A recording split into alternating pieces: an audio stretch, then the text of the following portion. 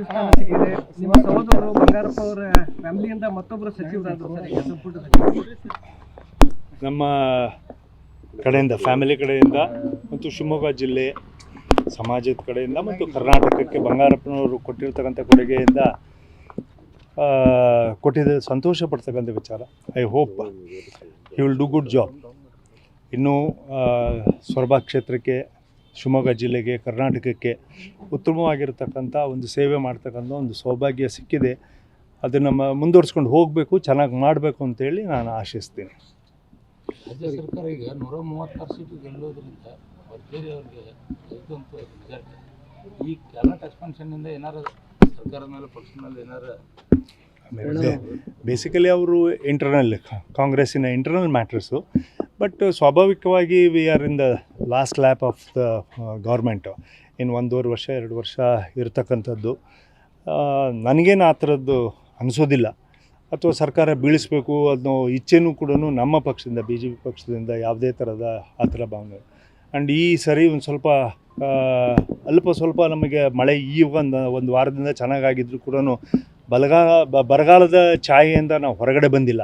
So ಇಂಥ ಸಂದರ್ಭದಲ್ಲಿ ರಾಜಕೀಯದ ಉದ್ದೇಶವನ್ನು ಬಿಟ್ಬಿಟ್ಟು ಆಡಳಿತವನ್ನು ಉತ್ತರ ಕರ್ನಾಟಕಕ್ಕೆ ವಿಶೇಷವಾಗಿ ಇನ್ನೂ ಕೂಡ ಮಳೆ ಸ್ವಸೂತ್ರವಾಗಿ ಆಗದೇ ಇರತಕ್ಕಂಥ ಪರಿಸ್ಥಿತಿ ಇರೋದ್ರಿಂದ ರೈತ ಸಂಕಷ್ಟದಲ್ಲಿದ್ದಾನೆ. ತತ್ಕ್ಷಣ ಇದಕ್ಕೆ ಸರ್ಕಾರ ಹೆಚ್ಚಿನ ಗಮನ ಕೊಡಬೇಕು ಮತ್ತು ಅವರ ನೆರವಿಗೆ ಬರಬೇಕು ಅಂಥೇಳಿ ನಾನು ಒತ್ತಾಯ ಮಾಡ್ತೀನಿ. ಆದರೆ ಸರ್ಕಾರ ಬೀಳತಕ್ಕಂಥದ್ದು ಅಥವಾ ಬೀಳಿಸ್ತಕ್ಕಂಥ ಮಾತುಗಳು ಉದ್ಭವಿಸೋದಿಲ್ಲ ಅಂತೇಳಿ ಭಾವಿಸ್ತೀನಿ.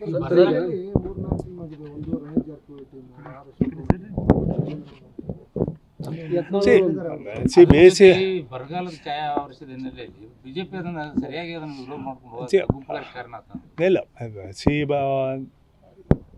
ನಮ್ಮ ಬಿ ಜೆ ಪಿ ಪಕ್ಷದ ಆಂತರಿಕವಾಗಿರ್ತಕ್ಕಂಥ ವಿಚಾರಗಳೇನಿದ್ದಾವೆ, ನಮಗೆ ಎಲ್ಲಿವರೆಗೂ ಕೂಡ ನಮ್ಮ ಹೈಕಮಾಂಡ್ ನಮಗೊಂದು ಅವಕಾಶ ಕೊಡ್ತದೋ, ನಿಮ್ಮ ಅಭಿಪ್ರಾಯಗಳನ್ನು ತಿಳಿಸಿ ಅಂತೇಳಿ ಅಭಿಪ್ರಾಯ ಹೇಳುತ್ತದೋ ಅದಕ್ಕೆ ವಾಯ್ಸ್ ಮಾಡ್ತಕ್ಕಂಥದ್ದು ಕೆಲಸ ಮಾಡ್ತೀವಿ. ಇವಾಗ ಮೊನ್ನೆ ಕಾವೇರಿಗೆ ಇದು ಚಳವಳಿ ನಡೀತಾ ಇತ್ತು, ನಾನು ಹೋಗಿದ್ದೆ, ಅವರು ಮಾಡಿದರು. ಸೊ ನಮಗೆ ಇವಾಗ ಬಿಡದಿನಲ್ಲಿ ಎಲ್ಲದು NDA ಪಕ್ಷದಿಂದ ಕುಮಾರಸ್ವಾಮಿಯವರು ಮತ್ತು ಎಲ್ಲರೂ ಸೇರಿ ಅದಕ್ಕೆ ಮಾಡ್ತಾರೆ.